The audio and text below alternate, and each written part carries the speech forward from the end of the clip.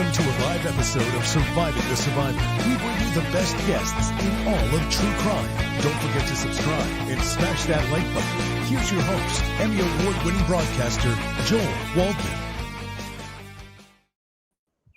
What's up, STS Nation, and welcome to another episode of Surviving the Survivor, the podcast that promises to bring you the very best guests in all of true crime. And some of my favorite guys on the show this evening. Apologies for the little bit of a delay there.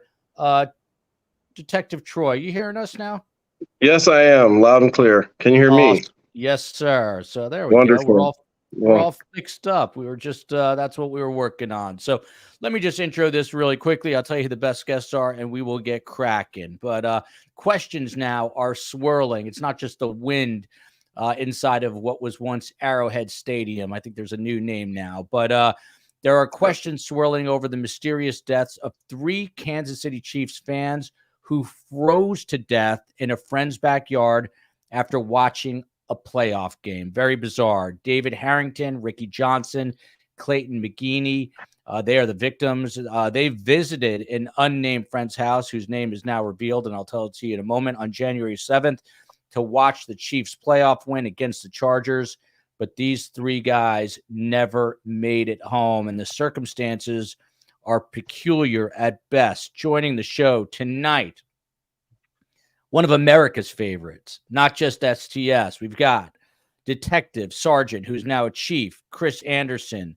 He retired from the Birmingham PD with 27 years of experience in law enforcement.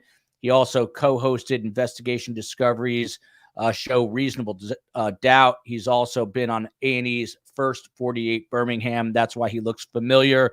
He's also host of the Crime and Cookie Juice podcast and author of the book The Case, and that is out now on Amazon, the book The Case. Then we've got retired Las Vegas homicide detective Phil Ramos, who was present for Tupac Shakur's autopsy and can confirm that he is no longer with us. In his 3+ decade career, Detective Ramos also worked undercover narcotics and infiltrated the Cuban mob. 3-time Las Vegas Police Officer of the Year and a native Las Vegan. He tells me it's been raining there the last 3 days. And last but not least, you don't hear this often, Dr. Detective Troy Looney, PhD. He began his career in Akron, Ohio with the Akron PD in 1992. He's actually 30+ years in, set to retire, not too far out, and he has done it all. Murder, homicides, overdose deaths, sex assaults, financial crimes, you name it. He's done it, and that is the intro. Welcome to one and all. Just a very quick reminder, my book, Surviving the Survivor, is available for pre-order on Amazon. I hope you will read the most important story I've ever told. And 7 p.m. tonight, we are going to be looking back at my interview with Dan Rashbaum from this past Thursday and talking about Donna Adelson's future. And we've got Louis Baptiste on the show, who is Dan Markel's student, as well as John Singer. And last minute change, we've got Gigi McKelvey of Pretty Lies and Alibis coming in for Stephen Webster, who is tied up, sadly, at a funeral and understandably could not get away. So once again, the victims in all this, and just a little background. The game was January 7th. Obviously, it's NFL playoff time, huge time for people to get together and party. Clayton McGeeney, Ricky Johnson, and David Harrington, they're 36, 38, and 37. They were found 2 days after the game on January 9th. One man's body was found on the back porch of this friend's home. The other 2 discovered in the backyard. And just a little weather check, because it plays into some of this investigating. The temperatures on the day of this game and the day after were mostly in the low 30s. But on the 9th, when they were discovered, temperatures had plummeted into the teens. Detective Chris Anderson, we will go counterclockwise to start. This is a very odd story. And by the way, the COE is loading up some elements, and we will play some sound from some friends and some attorneys and get you some pictures. But it's once again been a chaotic day in the Waldman household. but I won't bore you with that. Detective Sergeant Chris Anderson, does this strike you as odd? Is there something off here? Odd is putting it mildly. It's always been my experience in law enforcement that you should never close a death investigation with more questions than answers. And I think this is a case of what we have here. Now, I take a little bit of solace in knowing that, listening to some of the police, the PIOs that are involved in this case, they are very certain in some of the statements that they are making. One of them, I read in an article earlier today where one of them said that we are 100% not investigating this case as a homicide. And while they make statements so boldly like that, it raises the ears of a guy like me that's worked a homicide or two, or a death investigation or two, because what I'm reading, I've not read everything that I would want to hear or see in an investigation before you make, such bold and definitive statements. You never want to close a case, but there are just basic information, basic questions that really hadn't been answered.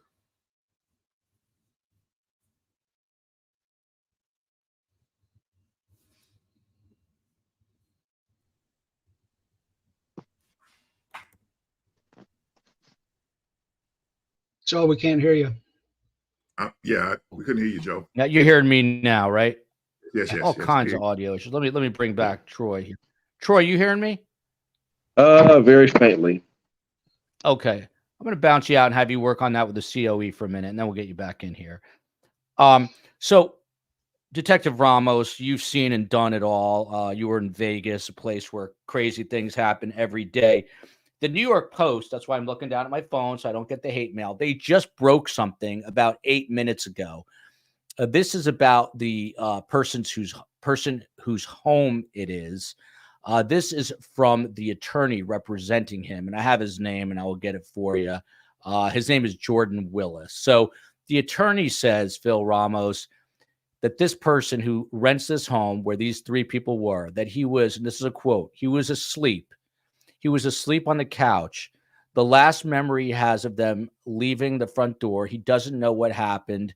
He says, until these are ums in here, when the police came Tuesday night to his house.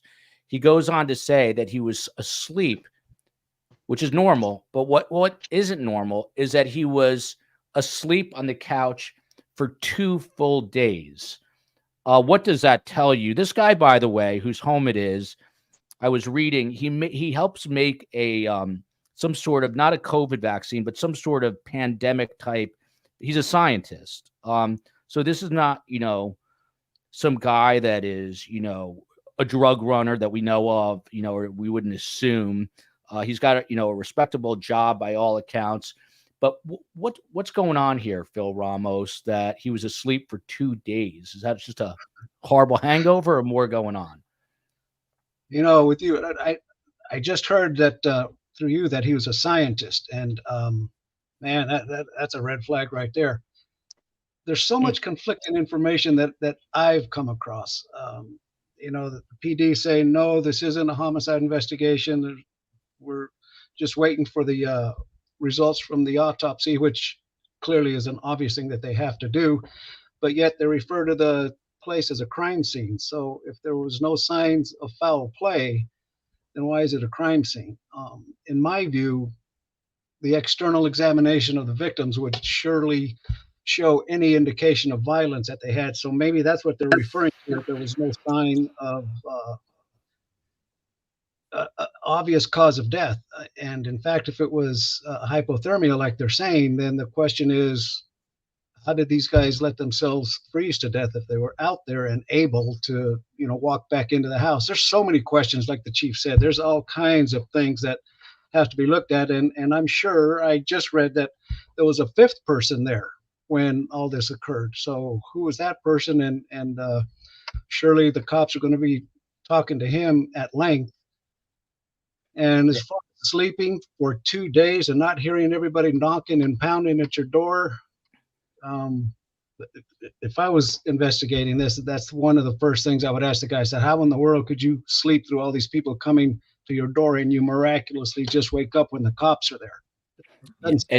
And there's some conflicting reports on social media, friends of some of the victims who say that he knew what was going on, the home renter, because he had made some indications that he knew what was going on. We'll get to that in a little while. But just to clarify here, the attorney insists that his client, this guy Jordan Willis, is innocent, had nothing to do with it. But he did go on to say that he works as an HIV vaccine development scientist, and he would have done anything in his power to come to the aid of these three.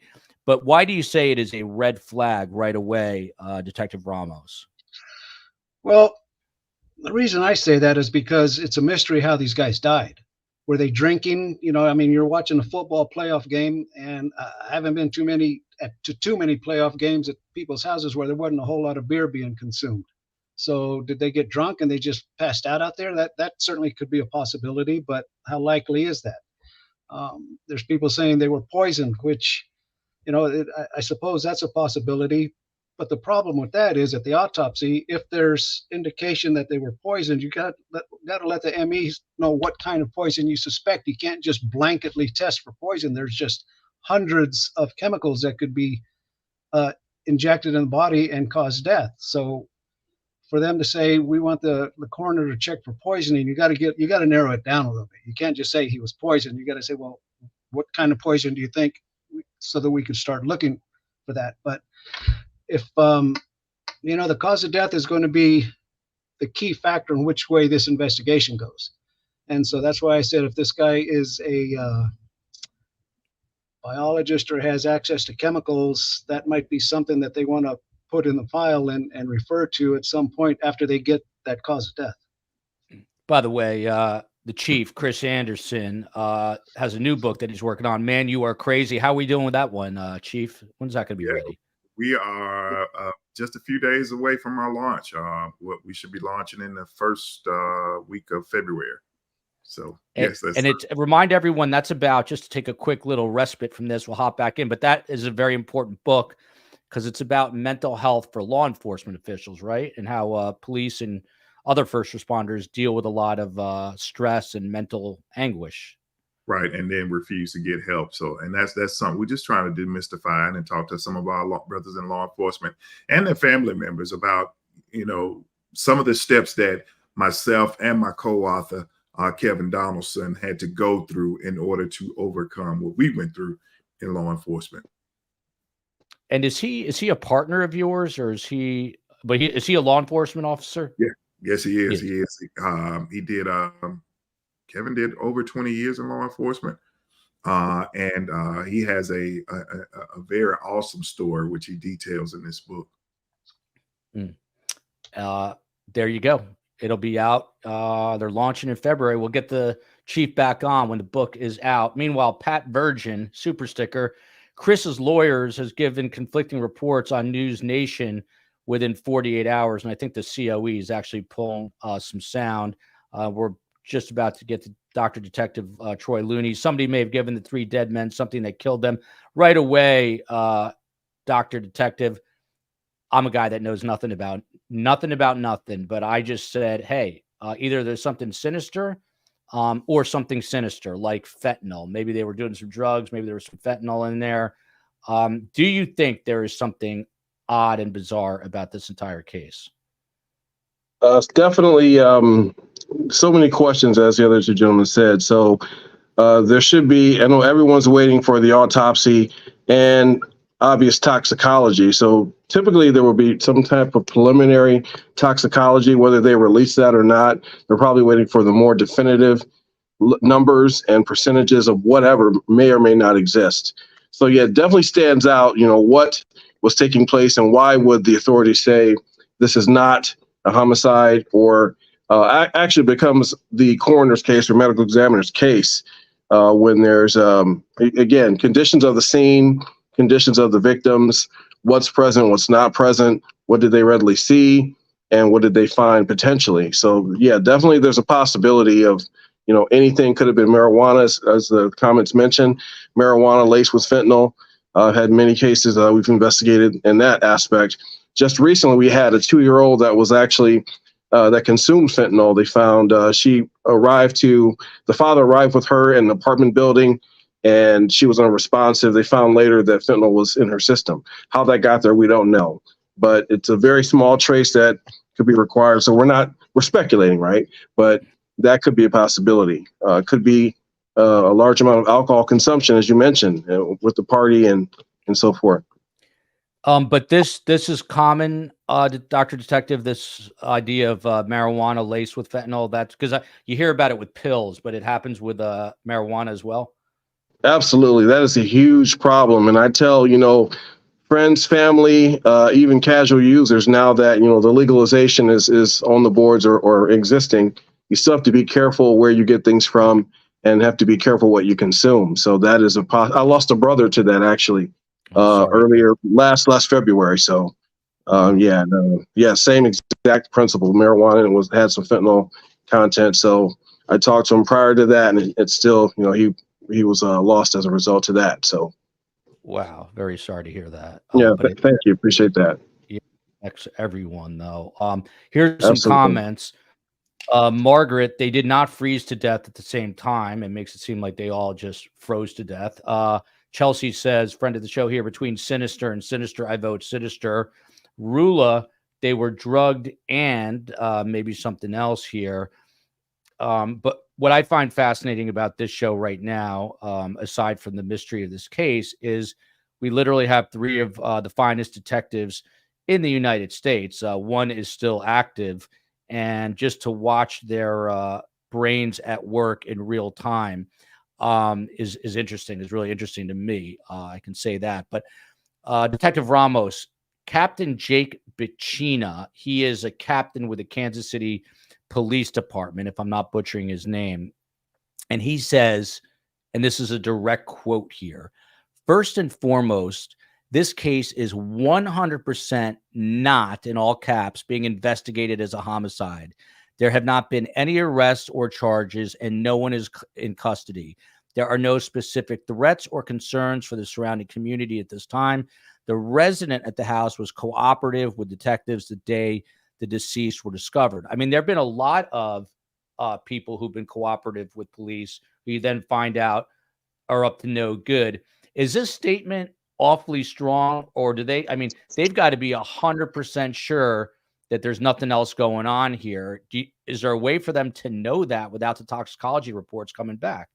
No, there isn't. And he's getting his information fed to him from the watch commander, the lieutenant, who's getting it from the sergeant, and sergeant's getting them from the detectives in the field. So all that information gets passed up the chain, and then they put as clean a face on it as they can, not having the results that they need to have to make those definitive statements. Because what's going to happen if the tox comes back and the doc says, yeah, these guys overdosed on fentanyl or whatever it may be, that takes it to a whole different level. Now the investigation changes, and it may, if there's some external cause of death found in the toxicology, then it very well could become a homicide. So that's a pretty strong statement in my view, but I don't have the information that they've been given to formulate that statement. TK Sass, and by the way, Detective Ramos, I did not know about the 5th person, and I read up on this quite extensively, which is interesting to me, but not altogether surprising. In my opinion, the renter invited the mysterious 5th person and the 3 victims over, and the 5th person brought some drugs that was laced with fentanyl, and the 3 victims passed, and the 2 remaining dudes put them outside. Chief, whoever this 5th person is, you gotta assume that police have talked to him, or at least trying to get in touch with this person. See, here's why transparency in your investigations is a key factor in society today. See, there used to be all of us that you have on this panel have right around 30 years of law enforcement experience, and there was a time where you could give the public just a little bit of information and they would be okay with it. And then you could continue on with your investigation. But now in today's society, we have to have transparency in your investigations. You got to tell them what you have, what you're working with, and why you're doing so. So, but because when you don't, you have guys like me that are, I've worked a homicide, death investigation or two. I keep saying that. And it piques our interest, but it also piques the interest of the armchair investigators that we have so many of in society. And they are much more crucial to your investigative work than what a guy like me who, has a little bit of experience in working a death scene case. So by them making those definitive statements without all of the information I'll just be honest with you, it's kind of troublesome because at any point this investigation can change completely. And when you have a senior leadership person that makes a statement like that, and it does change, usually the department's leaderships change because that's a problem from the top down. So, and I've seen it happen in my department and departments that are close by. You can't not mislead the public in these in an investigation like this. So, I hope what they're saying is right. I have full confidence in what they're saying, but I can't say that. I have confidence because I believe in our profession. I believe in the people that are working in it. But as a guy, which that has worked a few death scene cases, I would not make a blanket statement like that without having full information. Yeah, I imagine it's making the detectives who are working this case a little nervous that the captain is so adamant. But this is a very interesting comment, and then I'm going to go back and sort of recap the events that unfolded. But Joshua King writes, what if the poison won't show up on standard toxicology, or the half-life is the reason he needed to wait 2 days at least? Dr. Detective, I know you were out of pocket for a little bit, but Phil Ramos said the fact that this guy is a scientist working on an HIV vaccine, he's not just any old person. This is a guy that understands chemicals and potentially drugs. Does that raise a red flag for you as well in this investigation? The fact that this guy has knowledge about chemicals and compounds and things of that nature. Definitely that is a concern because his level of intelligence and what type of chemicals he may have access to, if that is the case. In fact, it does bring some questions to mind as far as, what could potentially have been given, if anything, and or is that a factor? Again, back to the questions and what kind of transparency has been released. If there are statements that have been made, I believe the attorney made a statement about he thought the people left, but then now he's retracting that, saying no, he was asleep. So how that ties in, again, the toxicology is going to weigh heavily in.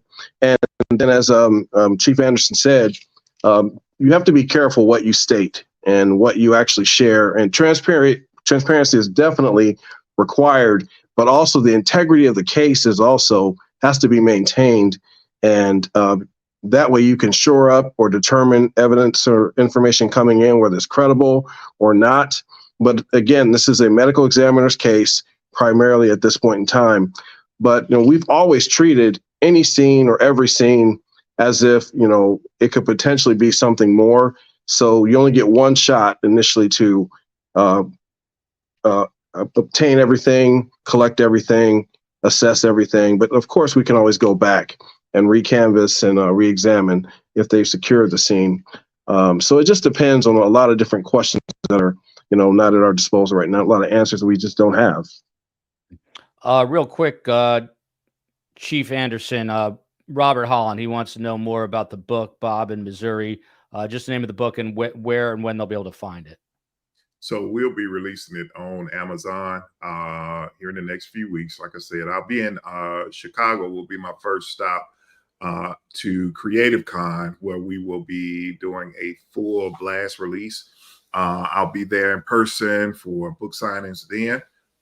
Look up, or you can look up manyouarecrazy.com. It has all of the information, including all of the QR codes where you can purchase books and any information that you need to know. Manyouarecrazy.com. Creative comment. I'm gonna have to pick your brain about that. Sounds interesting. I might have to meet you out there. Yeah.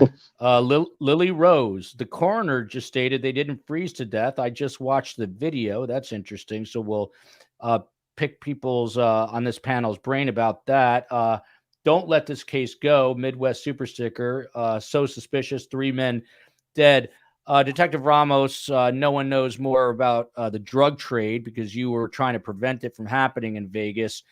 What kind of paradigm shift has it been with fentanyl? You just heard this horrible story from Dr. Detective about just an infant getting its hands on fentanyl, but a lot of adults are dying out there. How big a problem is this right now, if this is what it turns out to be? It's massive, man. It's massive. And my heart goes out to you, Doc. I feel for you, and Thank you. God bless you and your family for having to suffer that. Fentanyl is everywhere, man. It's everywhere, and it's getting in.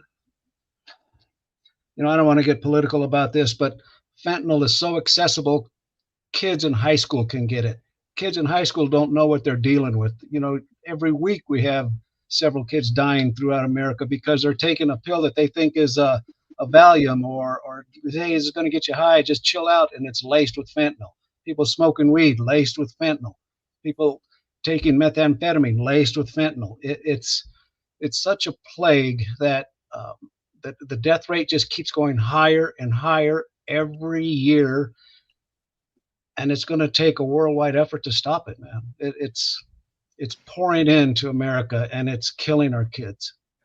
And the reason they're adding it to other drugs like cocaine is it's much cheaper, but it is deadly. Karan Michael had surgery 6 days ago and asked my anesthesiologist not to add fentanyl to the anesthesia. So just backtracking here, just to sort of set the stage, which I probably should have done 27 minutes ago, but never too late. So the Kansas City Star, which is the paper of record in Kansas City, reports that this guy Willis, who is the home renter, that police went over to his home after a woman had who was engaged to one of the victims, to this guy McGeeney. She shows up at the residence. She's looking for her fiance. She doesn't know where he is. There's no knock, no answer at the door. That could fit in with the fact that this guy was sound asleep for 2 days.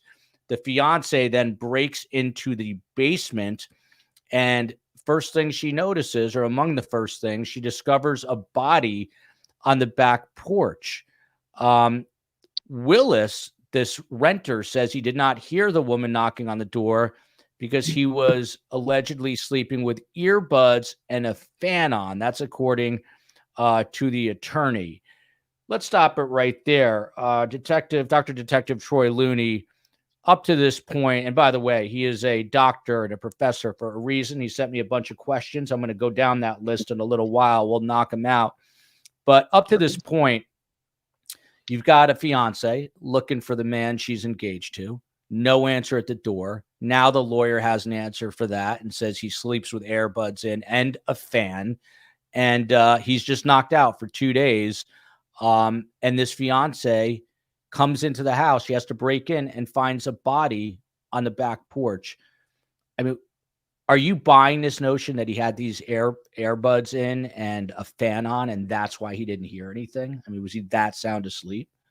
Again, so we all have different levels of I guess sleep apnea or whatever the case is, or his lifestyle. Now, again, back to we have to go back to the toxicology and what that's going to show us, and what does that mean essentially. Does he consume any drugs? If there are drugs in fact found, or levels of alcohol that are found.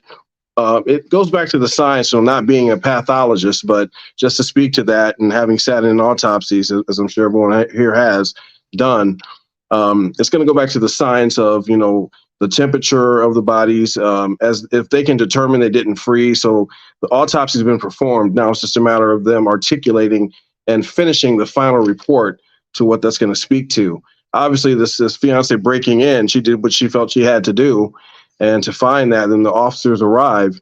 Again, a lot of red flags. I mean, it's what was Mr. Willis's condition, other than just sleeping, or even if he had earbuds, what was his condition? Was he intoxicated or under the influence of anything at all? So a lot of questions again that are a factor and will factor in. And special shout out to Toronto, of course, the home of Dan Markell, a case that is our original true crime case. Chief Anderson, what do you want to know? And may they rest in peace. These 3 victims who were found deceased. Look, these guys look like you're all American football fans, right? The guys in the jerseys, the Chiefs hat on. They were obviously trying to have a good time. They're discovered dead behind that little home on the bottom right picture. But Chief, what do you want to know? Put aside the home renter and the 5th guy who we don't know anything about. What do you want to know about the 3 victims here? Oh, so, you and I have talked about this a lot during some of our interviews, but I think the victimology involving these victims is key, because, who knows? And I don't want to put any information out that may be untrue. I don't want it to seem what I'm about to say. I don't want it to seem like that. But you have to know, as an investigator, you have to know everything about their background, whether or not they were if they had a drug habit, if they were taking any medication that may have, if they were all 3 taking medication that may in somehow, some way, some shape or form, work against the alcohol. I mean, there's so you need to know everything about your victims. To put it easy, to put it in simple, you need to know everything that you can learn about your victims. That means you need to talk to everybody that they've run across during that time period, anybody that they were living with, anyone that they spoke to that day. Of course, I would even, because this case is so connected to a potential medical case, I would want to, see about getting some information about their medical history. So, I mean, it goes that those are just surface level questions that I would have about the victims, but you need to know every single thing about these victims, because if it's not important, it's going to be vitally important now with the case, the way that this case is shaping up to be. And you don't know the relationships. This is completely hypothetical, but let's say the fiance who shows up and kicks in the basement window, let's say you find out at one point she was engaged to the guy renting the home. That changes the whole dynamic now, right? Right. That guy could have a motive. Yeah, you have. There's so many different avenues that you could go down with a case like this, because it's no. I mean, look, we're only, because we don't have access to the actual investigation. We're just reading what the statements that the police are making and following the information. We don't have. We've all worked cases where we didn't release every single thing. You can't release everything that you have on a case like this. You just can't. It just goes to tear down the validity of the case. So, but for me, yeah, there are so many different avenues that this case could take. So yeah, you have to really, really dive deep into the background and the history of these victims. Very quick programming note before I forget. Tomorrow at 5 p.m. Eastern time, I'm sure many of you heard infamous wife and child killer Scott Peterson, who was on death row in California for the murder of Lacey Peterson and her unborn baby. Well, the LA Innocence Project is now taking up his case, claiming that he's been behind bars and that someone else committed that very high-profile crime. We have Ted Rowlands and Laura Ingle, 2 journalists, one on Court TV, one now on News Nation, formerly of Fox News. They're coming on at 5 o'clock tomorrow. They have covered Scott Peterson from day one. It was actually the case that made both of their careers. They would have made it otherwise, but that was the case that they were both known for. They'll be here tomorrow at 5 p.m. Eastern time. Lily Rose says, it was freezing, and this man uses a fan, followed here, but I feel this is drug related because 3 men are not going to freeze to death in another man's backyard, especially when their vehicles were there, which would provide them shelter if unable to drive. And I'll add something onto this, Detective Ramos. Right away, and I thought this was odd, the homeowner, renter, he's a renter, he came out and he proclaimed, I think this was prior to getting his attorney, he said they froze to death. He had an answer. He knew that they froze to death. No one knows yet if that's the cause of death. Is that at all suspicious in your eyes? Yeah, everything this guy's saying is suspicious to me. And Lily Rose is absolutely correct. That's the first thing I thought. It's what, 30 degrees in Kansas City and you got a fan going? Yeah, it was in the teens the day they were found. Doesn't make sense. And there was another mention made that they didn't freeze to death. Well, that may be, but the bodies were certainly frozen when they were found. That's obvious. We know that. We don't know what condition the bodies were in before they were frozen from the elements. And the chief's 100% spot on. Victimology is so critical in every death investigation, particularly homicides, suicides. But in this one, you have to know everything about these guys. I said earlier, were they drinking? Did they have a drug habit? Did they smoke a little weed? Everything you need to know has to be brought out, because you just never know. There might be some dirty little secrets in there that people don't know about. But again, everything is just relative until they get the results of that tox and the coroner makes a call, whether he calls it accidental, natural, or homicide. Then they've got a place to go. The other thing that I thought was a little bit odd is this guy has moved out of the house. He's gone. Has he moved? I thought he was planning to move out, but did he already move out? Yeah, I didn't. Yeah, according to his lawyer, he's moved out. So that means if it's called a homicide and they get a search warrant, whatever they're looking for is going to be out of that house. Wow. Dr. Detective, how much, I know that was one of your questions, how much does that complicate the investigation? I mean, that's really weird, right? Absolutely. Again, I was looking at the questions as well. So as the other gentleman said, the condition of the scene, what was the initial condition for first responders? How did things change? How did it change from the break-in? What factors in? What condition and position did they find these gentlemen in? And then I was even thinking maybe to look at the furnace. I mean, was this a carbon monoxide deal, or everything's relevant? Like Phil Ramos said, everything is relevant. And the fact that he moved, I do believe they published his name and address, and I saw it online. So I imagine he's getting some threats or what have you. But you have to let the investigators complete the task, and again, victimology. We all said the same thing. Constant interviews, background, families, friends, neighbors, coworkers.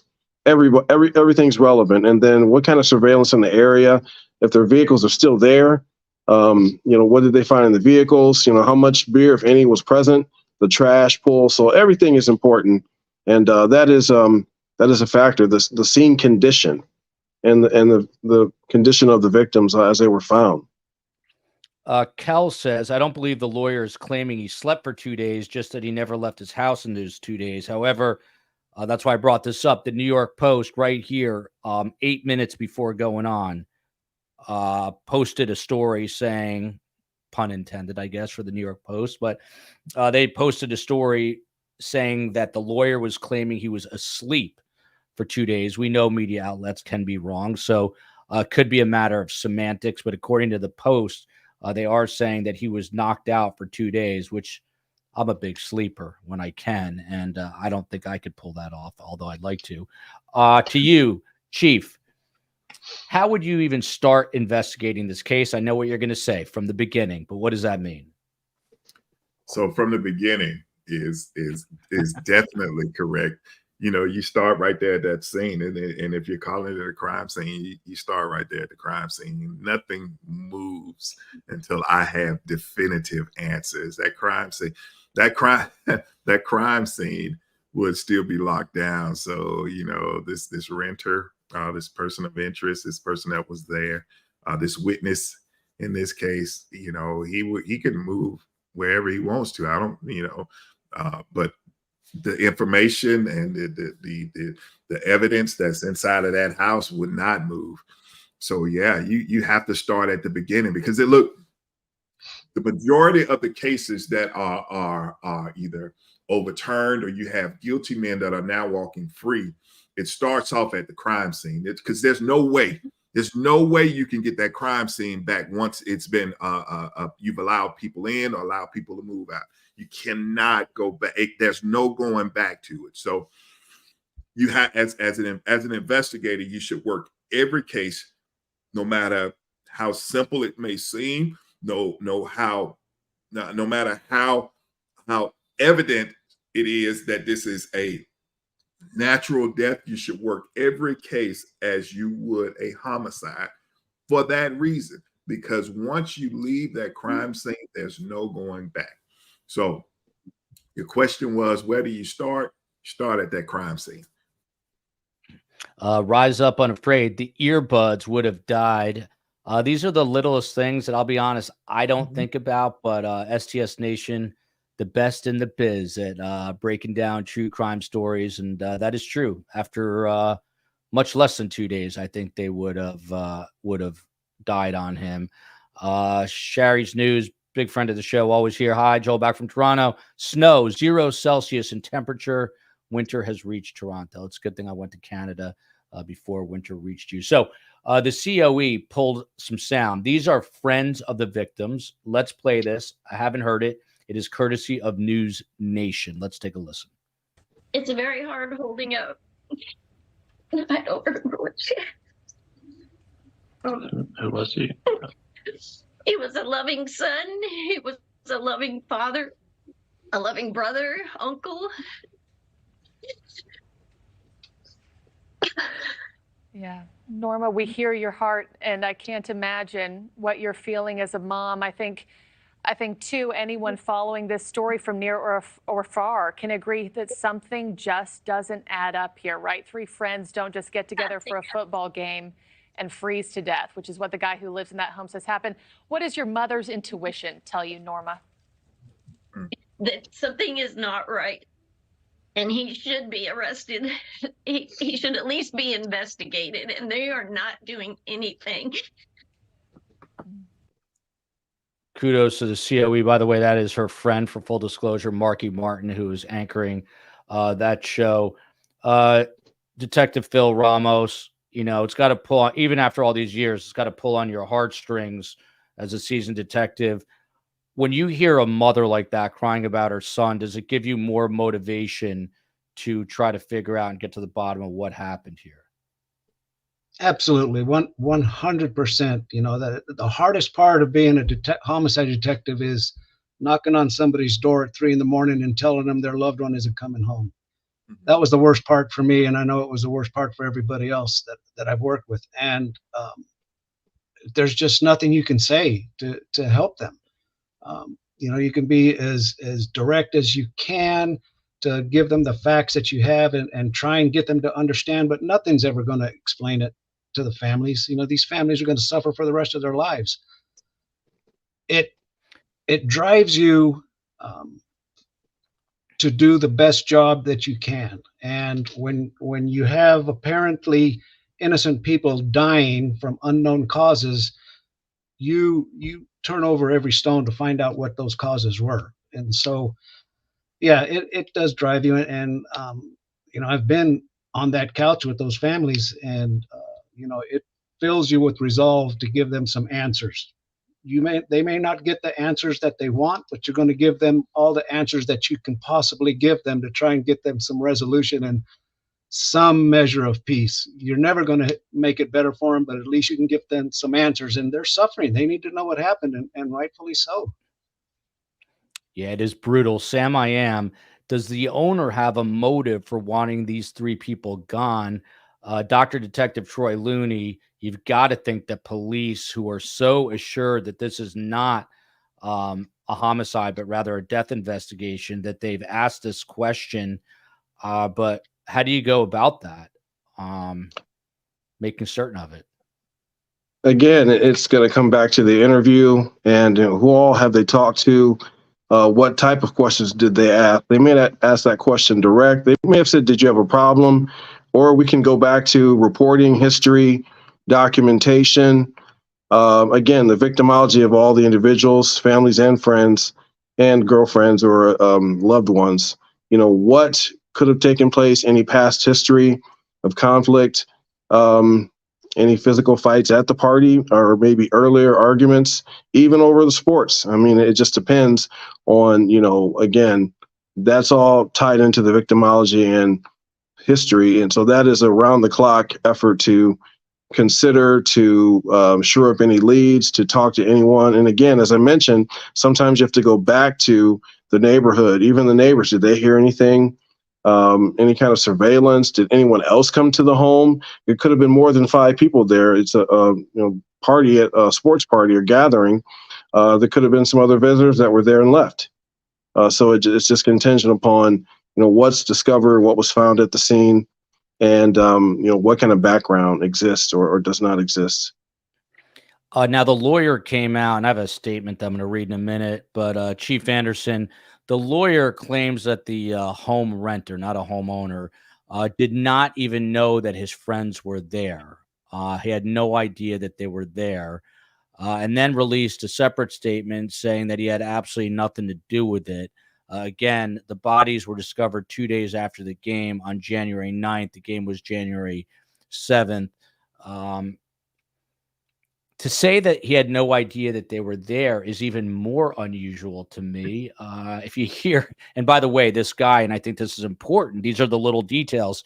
He had a dog or animals that I read that required being let out. So over a 2-day period, he's not going to have any idea that these guys are outside of his home. Doesn't that also sound really odd?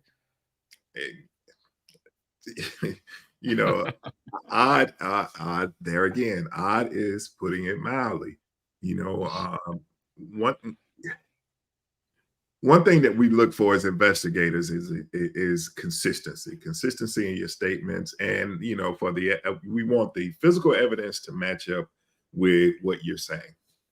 Neither one of these, just from a guy, I've only worked a couple of homicides in my career, but neither of these exist in this case that we're talking about.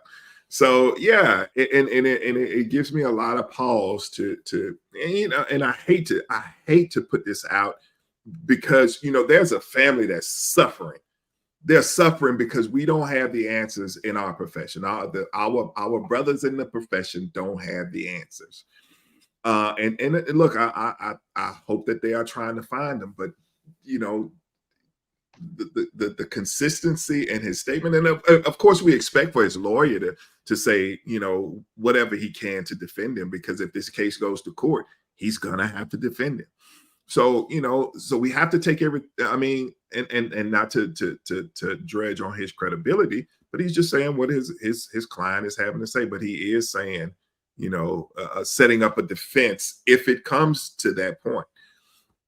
So yeah, what we look for in these cases is consistency, and for what your statement is to match up with the physical evidence. They all should work together. And just from where I'm sitting, neither are working together. Phil Ramos from Leah here. Homeowner and lawyers seem to have an answer for everything, yet none of them make any sense. Additionally, his story hasn't been consistent. And by the way, Twyla Reese, watching a late YouTube show last night, and there were multiple people in the chat that was live in KC, and they all said that this story was not even being reported there. I had a hard time finding a story recently on the Kansas City Star, which is the paper of record there. But what about that notion that there is an answer for everything, Detective Phil Ramos? Does that make you suspicious or wary as a homicide detective if someone has an answer for absolutely everything? No, that's what attorneys do. That's their job, is to have answers for everything and make those answers fit their scenario for what they are saying happened or didn't happen. So the fact that the attorney has answers for everything, he's usually making them up on the fly. And later he'll talk to his client and say, okay, so what about A, B, and C? And if he gives him conflicting information, then that's going to come out later. But, I'm sitting here thinking, let's play this out. He was there for 2 days before the bodies were discovered. So if we go with the theory that he had something to do with their death, then why would he leave them out there for 3 days, letting somebody else discover them? If he had something to do with their deaths, he would want it to look like an accident right away. So I would think that he would be the one to report, oh my God, my friends are dead out there, I don't know what happened, instead of letting somebody else find them.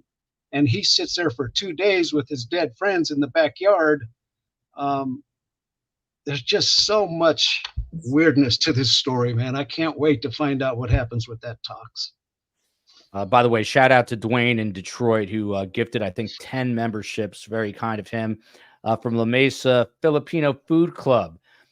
To you, Dr. Detective, do we know approximately, guesstimating, how long until all the men's autopsies and tox screens are available, at least to the families and law enforcement? The very least, there is negligence here regarding the home renter. How long does it take for tox and autopsy reports, and what will they reveal, each of them? So essentially, I can only go from our experience locally here in Akron, Ohio, but should have been a preliminary tox screening that gives you some indication if there's any kind of chemicals, alcohol, and kind of a baseline of what may or may not exist. Now, a full report, typically in my experience, has taken, it could be several weeks if they fast track it. It could be a week or more, but the final report may take it up to a month to complete. Now, what's available to the detectives will obviously be stated, and if they attended the autopsy as well, they may have some other indicators or other factors that they've discovered. Of course, they're not going to readily release that because it's about the integrity. I think with trying to be so transparent, there may have been a lot of errors there, obviously, because there's so many questions. And being that this is the ME's case or the coroner's case, that's going to be the science of this is going to be able to determine, again, body temperature, maybe if there's any air in the lungs, how long they were there for. We know what was reported, but again, any trauma potentially. So the full autopsies will provide a lot, but it varies again with the amount of work that they have, the amount of deaths maybe that occurred that particular day or week. Also, again, if they fast track that. So that will be what everyone's waiting for. And then they should maybe do a better job of articulating that to the family and, stating we are waiting for this, or maybe have them talk with the medical examiner if they have not done so already. Again, not knowing everything. It's just going to be a huge factor in how this case is, the outcome. And then, as you mentioned earlier, some people may never accept whatever is presented. That happens as well. I've had that many death cases and suicides. They just won't accept the facts. And I mean, they're entitled to their opinion, but this is a science that's involved with this as well. Well put. Yalla. Is it possible, Chief Anderson, that there's some sort of 3D chess going on with law enforcement here? And she asks, is it realistic that law enforcement suspect this renter, actually, this Willis guy, but they want to lower his guard by saying he's not a suspect? Is that possible? Have you ever done something like that to draw someone out?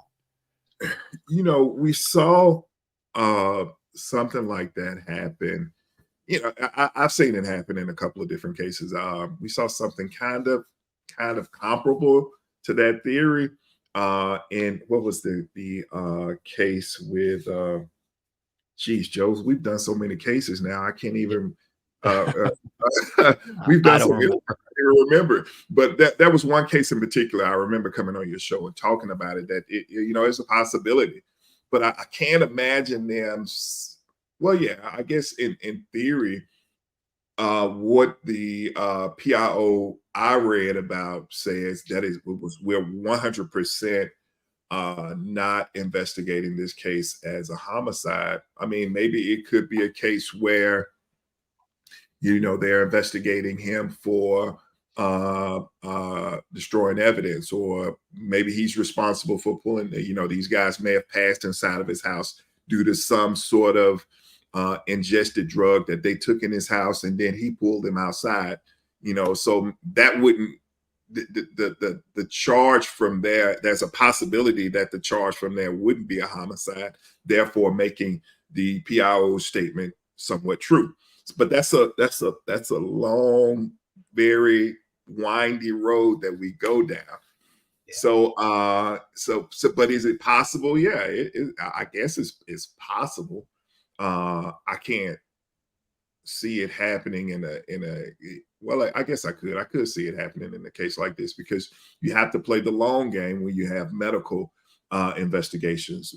You have to, because there's so much that's not in your control. You can't go to the ME and say, look, I need this toxicology back tomorrow.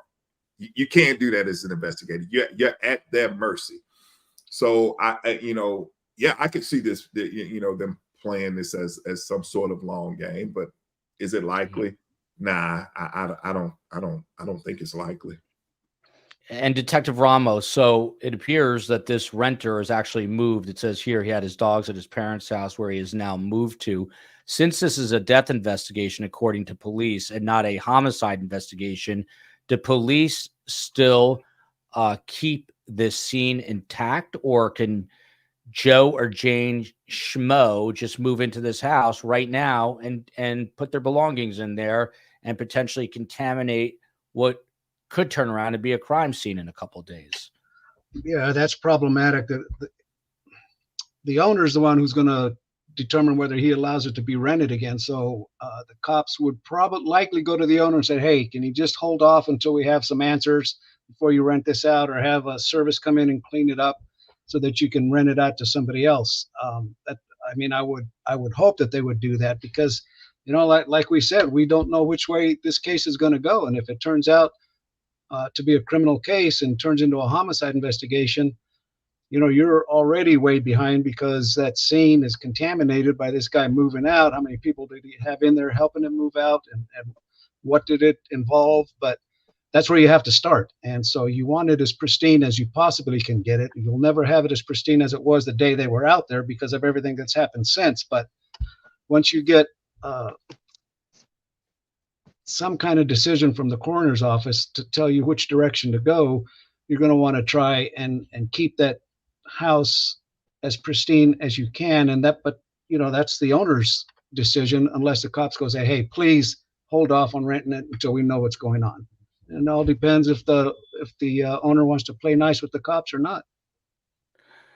Bellamy here for the Dr. Detective. It's a real life Truman Show. We all agree 3 grown, able-bodied men, all dead in the yard, is not what happened. From a law enforcement standpoint, what are the reasons, motives that would be behind them being so cryptic? Care to take a shot at this, Dr. Detective? Again, so, what comes to mind reading that statement is, what's the condition of the scene? Were they in fact moved from inside to the porch or outside? Was there other factors to disturb what the bodies or what took place? So again, not seeing the condition, not seeing the pictures and sketches of the scene, not knowing what all was present there. Also, there's a factor, as Chief Anderson said, when you find elements or evidence, things have to be tested. So there's no quick process with that. Even if there was alcohol or substance, whatever the case is, that has to be tested, and that it can be time consuming as well, separate from the autopsy and examination. So everything factors in. During that time, typically we engage the victimology thoroughly, and everything's a factor. Everything and anything is in play potentially until you know definitively. So, and then some things you may find later, or may have additional information that comes in as things progress forward. Vicky here says, this is so crazy. It's very suspicious. I can't wait for the autopsy and screen info. Who's the 5th guy? Phil Ramos. In order for the police to put out this statement saying it is definitively not a homicide investigation, wouldn't you have to assume that they know who this 5th guy is, that they've already talked to him? How on earth could they put out that statement without having spoken to him or identifying him? My understanding is the attorney for the renter put that statement out. I don't, and the information coming from the cops is minimal, which I understand completely. You have to have that holdback until you know which direction your case is going. But that fifth person, if indeed that fifth person was there, then it's that attorney's responsibility to tell the cops, hey, go talk to this guy because he was there and he can corroborate what my client is saying. Or he can say, that's not quite how it happened. So in my view, it's absolutely essential that they sit this fifth guy down via the attorney and, go get an attorney. I don't care. If you have representation, we still need to talk to you. This guy clams up and says, no, I don't want to talk to you guys, and I have an attorney that you have to go through. Big red flag there, man. Creative Minds is at least the second, if not third person who says, I live not far from this and never heard a thing about this. Crazy. Someone else just said they live in the Kansas City area and they have not heard about it, which is pretty wild because this is, by the way, it's a story that's grabbing the attention of a lot of the country. Obviously, again, it is playoff time. And I think it is safe to say, Dom's mom adds, that law enforcement knows more than they're telling the public. The Chiefs, by the way, everyone knows Taylor Swift's a big fan. They're still in it. So this is only going to get more attention, I think. Here's this statement from the attorney. Let's look at it together. This is John Picerno, attorney for Jordan Willis, who's the home renter. Jordan had absolutely nothing to do with their deaths. He does not know the timing or manner of their deaths, nor does he know how or when they exited his house. He had no knowledge that they remained in his backyard or that they needed medical attention. Had he known, he certainly would have called for help. The last time he saw them was when they left his house and he went to bed. That was 2 days prior. Chief Anderson, does anything stick out about this statement to you? Well, like I said, there are a lot of things that stick out to me in this case. A lot of things. I mean, him, the fact that he has a 2-day lead on them. These guys weren't seen for a couple of days. That they were found, 2 days after they were after the game. So that just opens the door to a whole lot of questions. And I mean, look, as far as his attorney goes, this is what he's supposed to do. He's supposed to defend his client, even if that means that I'm having to defend him in the court of public opinion. That's what he's supposed to do. That's his job. So, yeah, but is there a lot that stands out there? Yeah, that's a lot that just, to me, does not sit well as an investigator. Joel, can we put in mildly? Go ahead. Can we pop up that statement again? Because the guy contradicts himself in the statement. Right there. He says he does not know the timing or manner of their deaths, nor does he know how or when they exited his house. The very last sentence. The last time he saw them was when they left his house and he went to bed. See, I didn't pick up on that. This is why you need Phil Ramos and these other two on the show. Yeah. So what is, what with your experience, you see this statement, you're going back to the office. What are you doing? I'm getting ready for a homicide investigation. You are right. Really?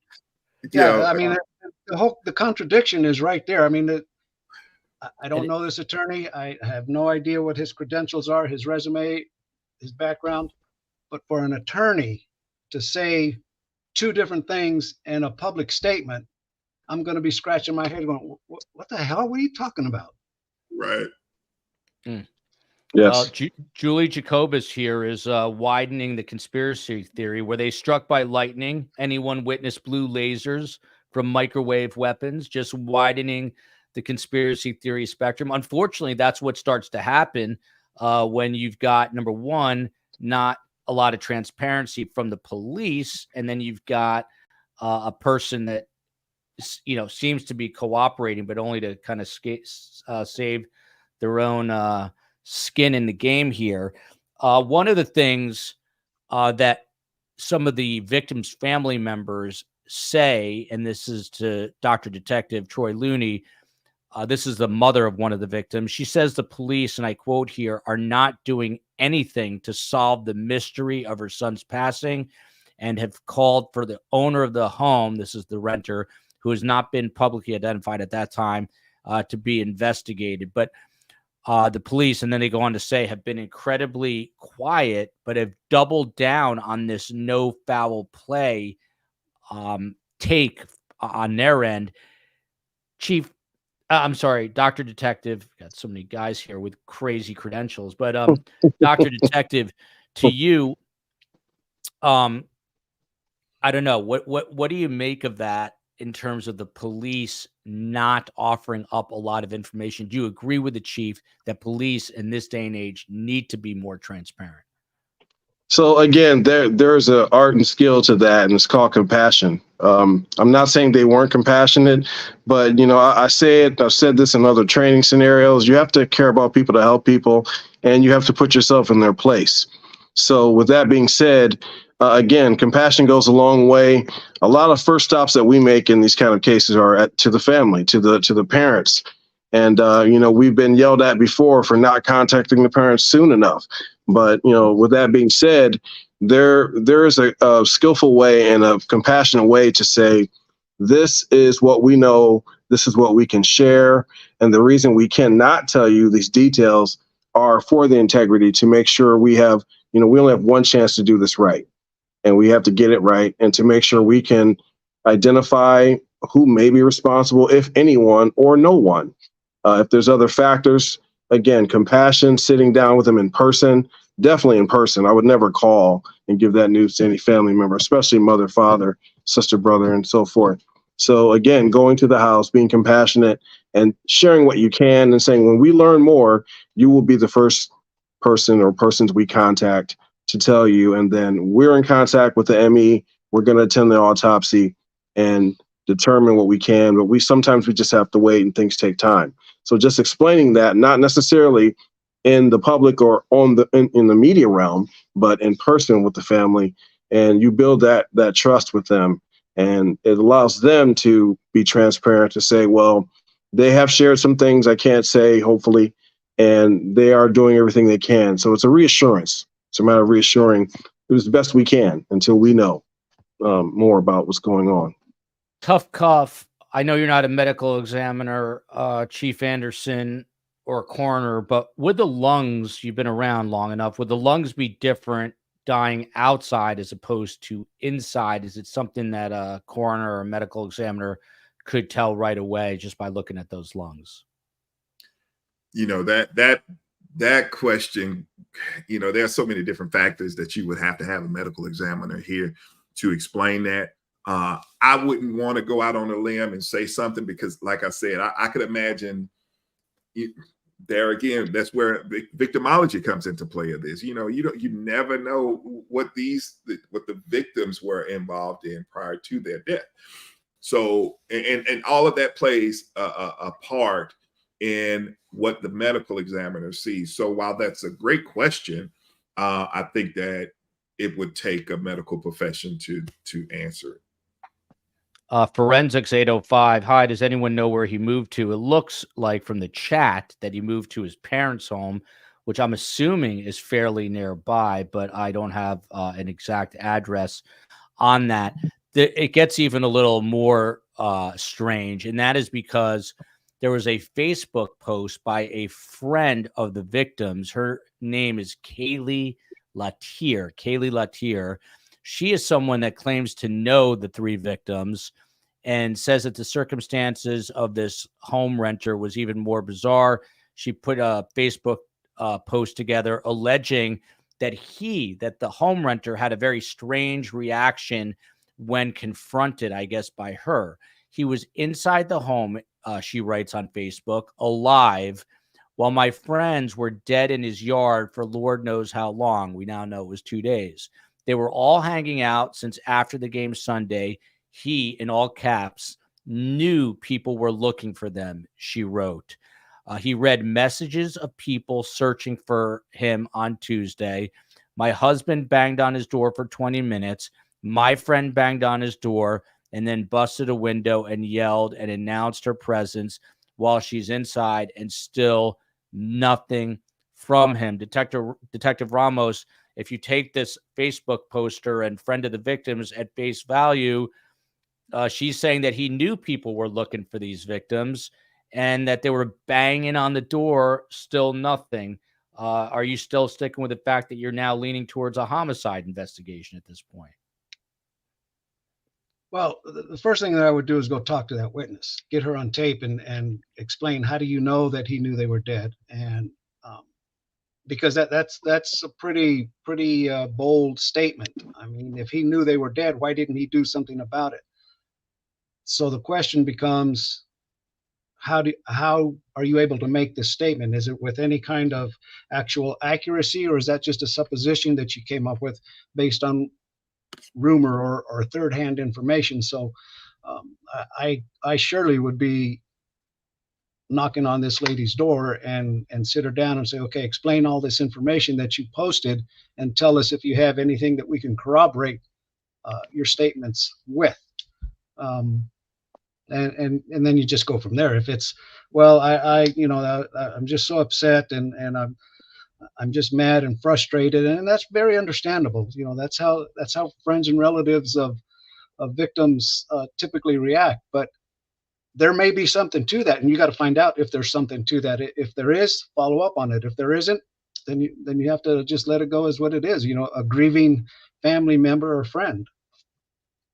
Anthony Phillips brings up an interesting point. They would have all had to have succumbed together. This isn't right. Dr. Detective, you know, if one of them died, you'd think that the other two would call the police or bring them in. Did these guys basically have to die, or maybe first pass out and then die, but all around the same time? Because wouldn't one or two of them, you would think, would try to call for help or get help? Absolutely. Again, I think that's why all of us here are leaning towards, the toxicology to, what could have been consumed, if any kind of substance, what was the condition. Again, the fact that all three, and they're pretty nice sized guys. So, I mean, they're not small, and if they're, the question is, was there or was there not trauma? Maybe the reason they put the statement out that this is not a homicide or that type of investigation is because of, the signs of not necessarily trauma, but the fact that it's a death scene is still a death investigation.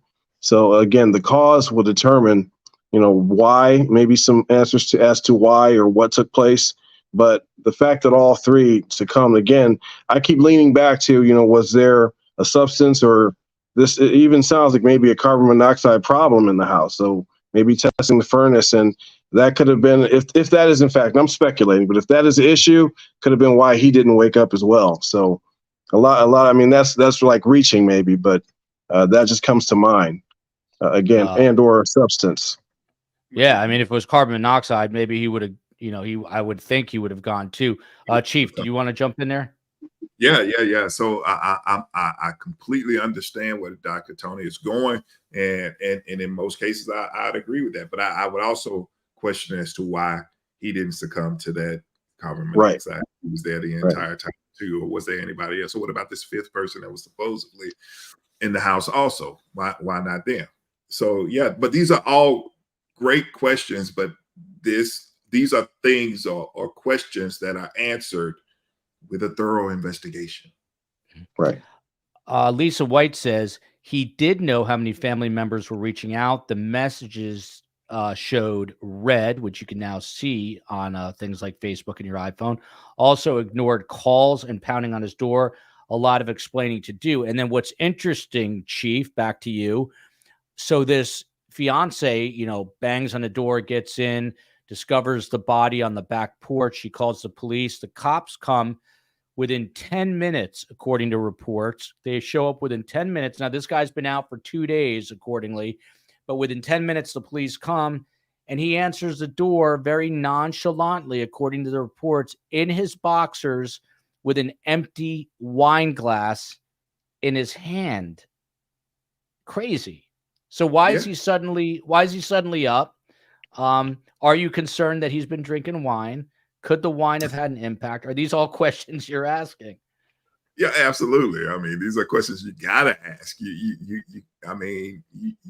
You've got to cover all your bases now, because here is a case that you've been searching for these men, according to the victims and the family members of the victim. That the police were searching for them for the past 2 days. They reported them missing then. So yeah, you've got to be able to at least either answer those questions or have testing done in order for those questions to be answered, to be for your case to even give the visuals of a thorough investigation. So yeah, there's a lot, and I'm sorry I'm scratching my head, because I'm perplexed. I can be honest with you. I'm very perplexed by the way that this investigation is going. But there again, I want to have faith in the professionals that we have serving us as the public. Maybe there's a lot. I'm sure there's a lot that we don't know, but there's a lot of questions that remain to be answered. Ned Smith, what would the scientists be charged with, Detective Ramos, if indeed he had given them, again, this is assuming this is a case, let's say he gave them a recreational drug that was laced with fentanyl and they die, I assume he would be charged, with what? Yeah. If the ME says that it was a death caused by a fentanyl overdose or fentanyl intoxication, then that's a murder. He gave them what they took. They took it, and as a result of that, they died.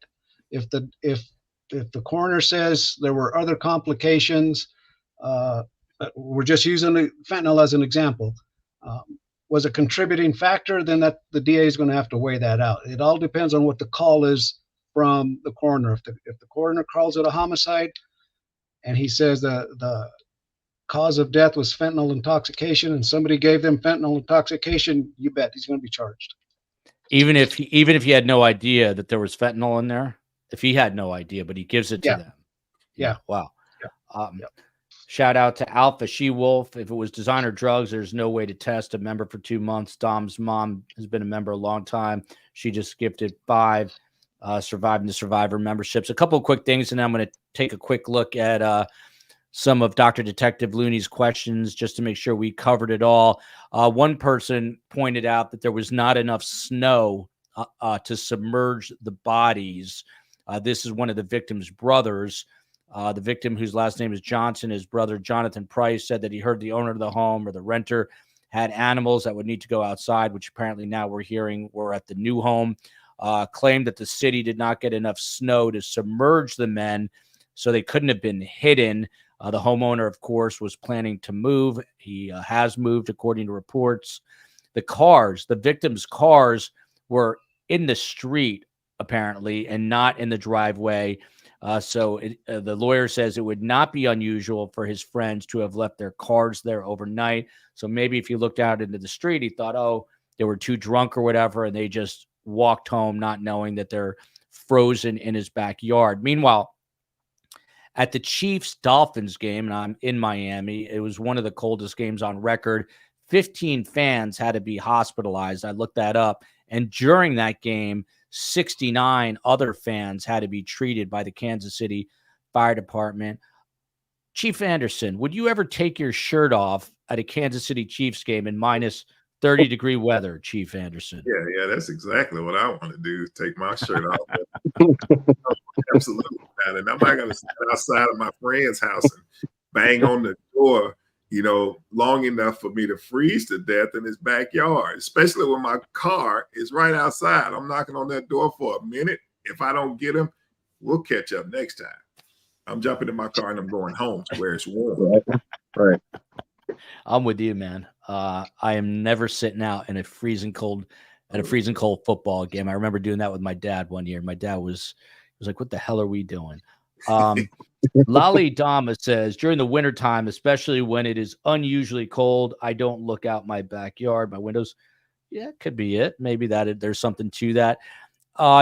Dr. Looney, I'm looking at your questions. Number 9, The questions to ask will be the toxicology performed by the ME's office. What about that? So again, they should have performed full autopsies, and what that will consist of, obviously, is the health of the individuals, potentially any other medications they could have had prescribed to them or subscribed to them, any levels of any kind of substance, liquid and/or drugs that could have been consumed. Again, it could have been a prescription, but or maybe there could have been a conflict or some adverse reaction based upon what they consumed. So toxicology is it's going to be obviously monumental. And again, just speaking from some experience of other death investigations, I do know I had an arson, what we thought was an arson murder, in terms of a person overdosed and they put the person in the backseat of the car, his own vehicle, and drove it to another location, set it on fire. So there was no trauma to that body. There was no smoke in the lungs for inhalation.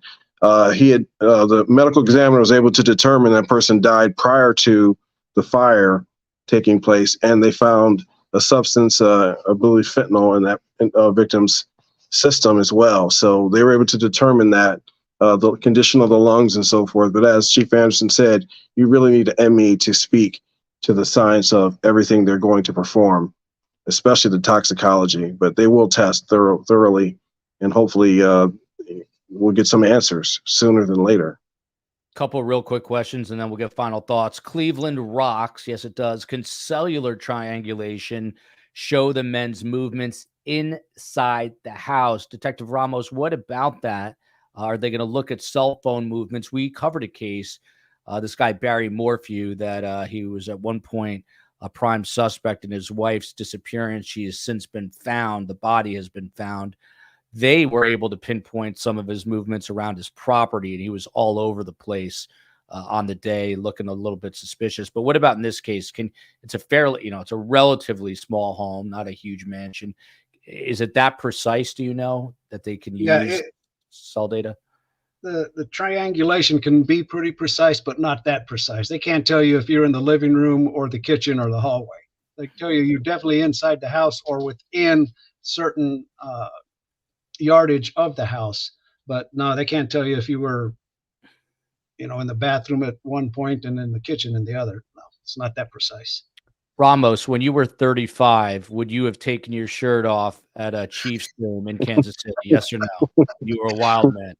When I was 35, maybe. Right now, I wouldn't want all the fans running away from me and going, ah! Right now, you're going with a quilt. We're going in there with a quilt over your body.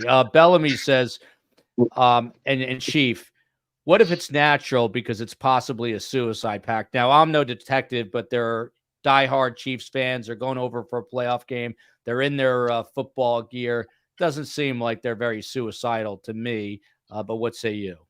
I never want to assume anything in a homicide investigation or a death investigation. But, these are older men that we're talking about. These are men who probably are celebrating. I mean, if this is the same game that I watched, this is one of the best games I've seen the Chiefs win. I mean, what would you?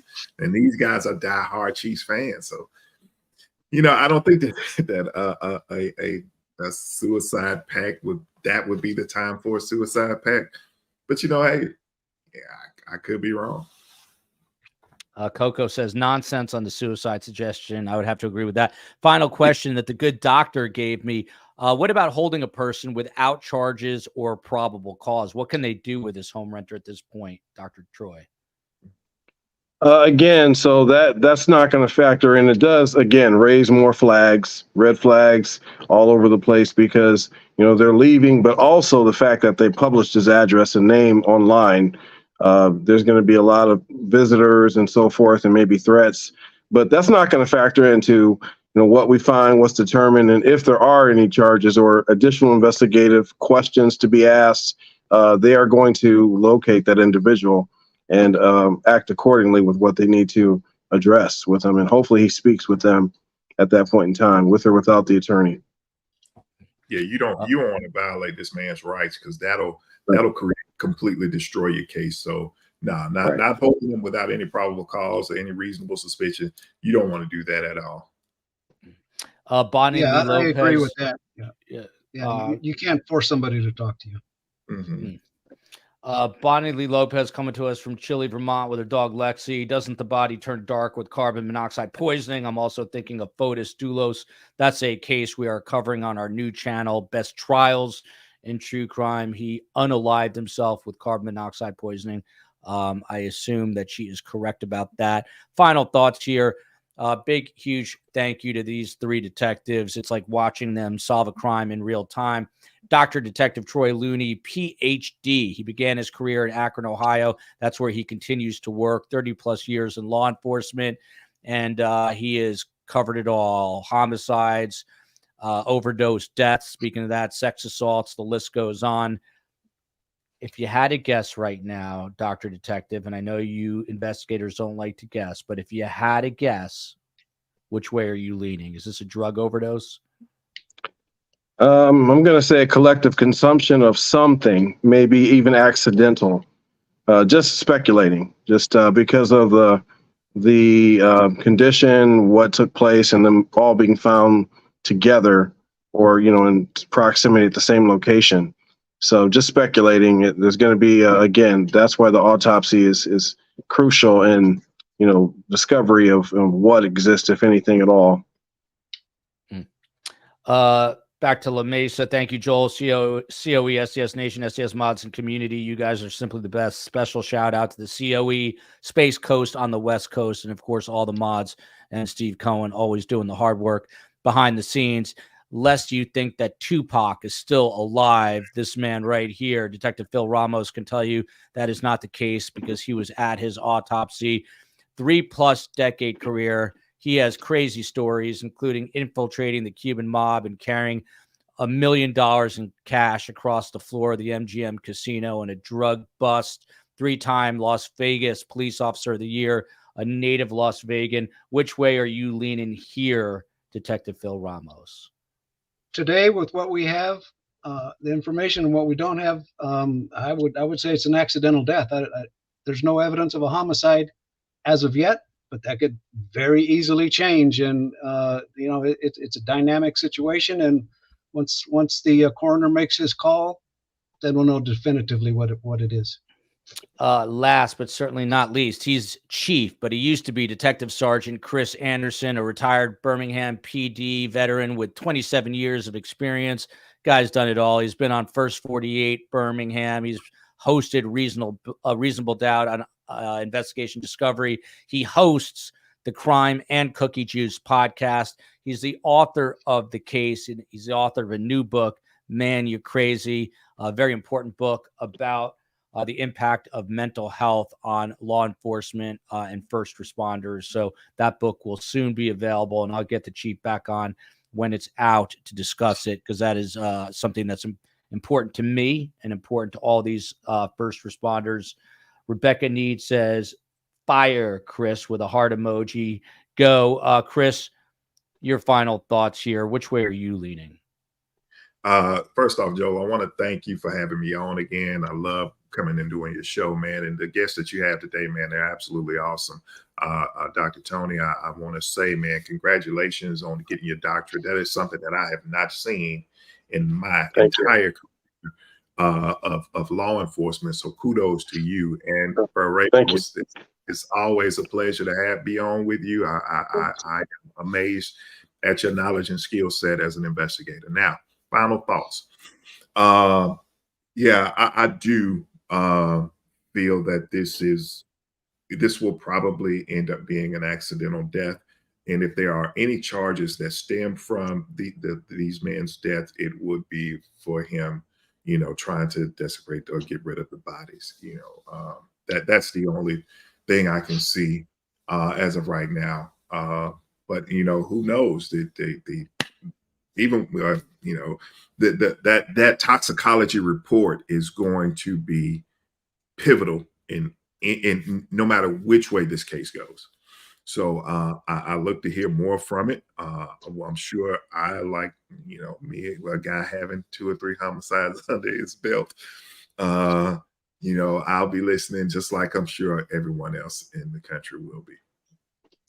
We will be glued to this. STS Nation, I always say best guests, better community, the best community. If you guys hear anything, let us know. Surviving the Survivor at Gmail. We're covering a whole bunch of stories, but if anyone hears anything about this, please flag us. You can also do that on Twitter at Podcast STS, on Instagram at Surviving the Survivor. You notice I didn't ask the doctor if he would take his shirt off because he's much too refined. He would never do that. Until next time, which is 7 o'clock. By the way, next time is in 25 minutes. We're doing the Donna Adelson, Charlie Adelson trial with attorney Dan Rashbaum, who I just interviewed, coming right up at 24 minutes at 7 o'clock. Until next time, love you, America. Love you, Akron, Ohio. Love you, Birmingham, Alabama, Las Vegas, Nevada, USA.